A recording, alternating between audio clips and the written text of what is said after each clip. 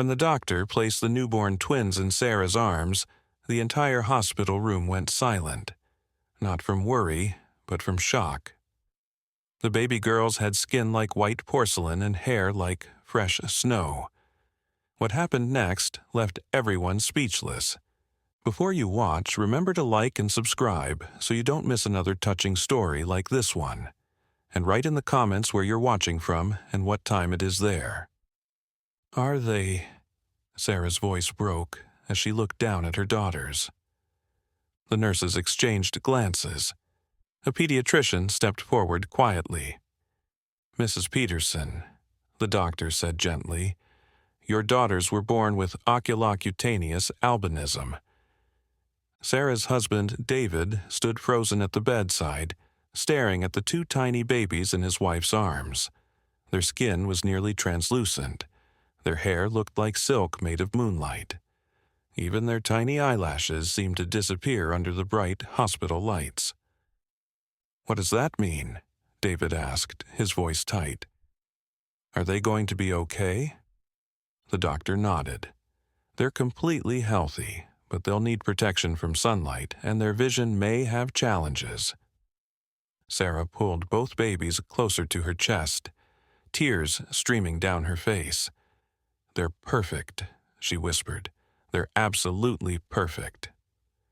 The medical team explained that oculocutaneous albinism was rare, occurring in fewer than 1 in 17,000 births, but having identical twin babies, both with albinism, was extraordinarily uncommon. David sank into the chair beside the hospital bed, trying to process what this meant for their daughters' lives. Over the next few weeks, baby Emma and Lily thrived.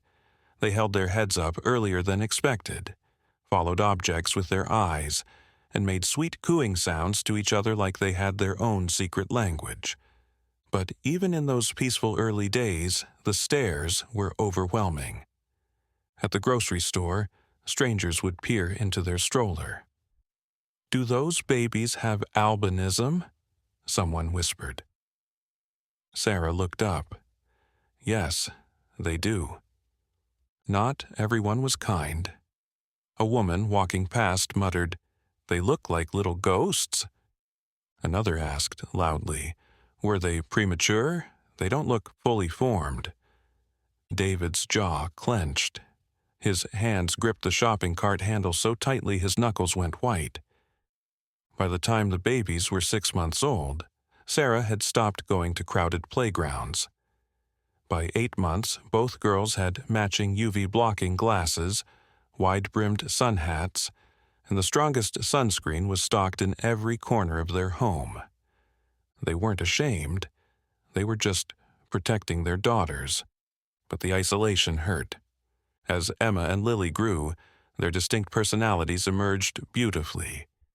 Emma was the bold one, babbling first, crawling first, pulling herself up in her crib just to throw her pacifier and laugh with delight. Lily was more cautious, watching everything carefully. She would study Emma intently, following her lead, but at her own pace. Together, they balanced each other perfectly. They comforted each other when bright lights frightened them. They held hands during doctor's visits. They developed their own way of communicating through small sounds that only they seemed to understand. Sarah was certain she once saw Lily glance at Emma before attempting her first steps, as if asking, "Is it okay for me to try this too?" But challenges came fast. As toddlers, Emma developed nystagmus, her eyes moving rapidly back and forth without her control, common in children with albinism. Lily's eyes were so light-sensitive that even soft daylight made her cry. Doctors recommended specialized therapy, adjusted lighting, and custom vision aids. Sarah and David moved immediately. They repainted their home with non-reflective paint, installed blackout curtains in every room, and replaced every light fixture with gentle bulbs that wouldn't hurt Lily's sensitive eyes. Still, some situations couldn't be controlled. At a children's birthday party, one parent pulled their child away and whispered, "I'm not sure it's safe for them to be here. Should kids like that even be outside?" David heard every word. Sarah left the party with tears she refused to let anyone see. Despite all the challenges, the twins grew stronger in their own unique way. At night, they would curl up together just like they had in the womb. In the morning, they would giggle in unison, tugging each other's blankets before their parents could reach their room. They learned to navigate a world that often saw them as strange or fragile. But they weren't fragile. They were rare and extraordinary. One morning, as soft light filtered through their darkened bedroom, Lily took Emma's hand and spoke her first clear word. "Sister," Lily whispered. Sarah, standing in the doorway, covered her mouth. She had worried the world wouldn't accept them, but now she realized they would teach the world to accept them together. By their 4th birthday, Emma and Lily had faced more stares, whispered comments, and difficult questions than most people experience in a lifetime. But while others kept asking, "What's wrong with them?" the twins were busy proving what was wonderful about being different. Starting preschool brought new fears. The principal hesitated when meeting the twins during registration. "These children will require special accommodations," she said carefully. "You understand they'll be very noticeable." David's shoulders tensed. "We understand they're noticeable in the most beautiful way." Sarah leaned forward. "We don't want them to hide. We want them to be seen for exactly who they are."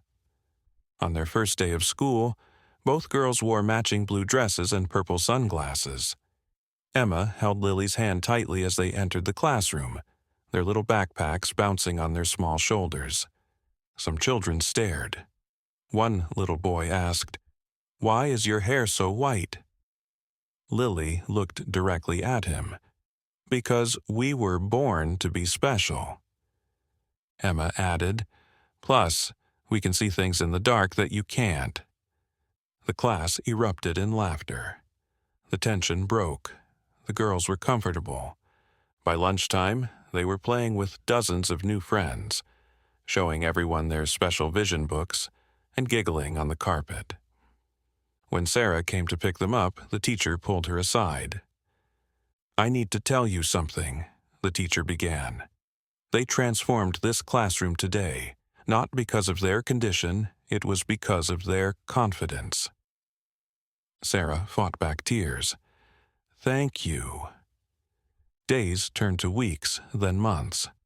The twins adjusted to school better than anyone expected. Then came Hero Day. The night before, Sarah found the girls huddled together in their room, whispering urgently. "What are you two planning?" she asked, noticing fabric scraps and cardboard scattered across the floor. "It's a secret, Mommy," Emma said, eyes gleaming. Lily nodded. "We have something important to do tomorrow." The next morning, the school buzzed with excitement. Superheroes rushed past in capes. Astronauts clanked by in cardboard helmets. Firefighters marched in plastic boots. Then the crowd went silent. Emma and Lily appeared at the entrance, walking hand in hand. They wore matching capes they'd sewn themselves, cardboard sunglasses painted silver, and T-shirts with bold letters. "Being rare is being real." Other children gathered around them. Parents stopped mid-conversation. Teachers paused, sensing something extraordinary. The principal approached nervously. "Girls, who are you dressed as?" Emma lifted her chin high. "We're dressed as ourselves." Lily stepped forward, voice clear and powerful. "We're each other's heroes, and we're done hiding." A parent took a photograph.